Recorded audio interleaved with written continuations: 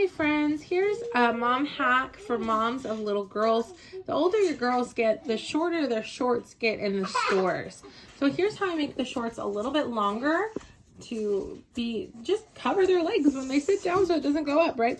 So what I do is I unfold and I cut the little, with scissors, I just cut the little strings right there. Okay, so I just cut it. And now I'm unfolding it like this. And it makes the shorts significantly longer. You see? So there's one side. You can see the difference. Here's the difference in length. Isn't that amazing? So you can make short shorts into acceptable shorts, in my opinion. Just more useful shorts.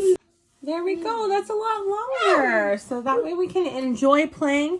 Just like boys' shorts are this length. Why can't girls have shorts that are comfortable and cover their skin, right? Now we have 4 pairs of shorts because I was able to unfold them and clip the thread. Thanks for watching. Bye.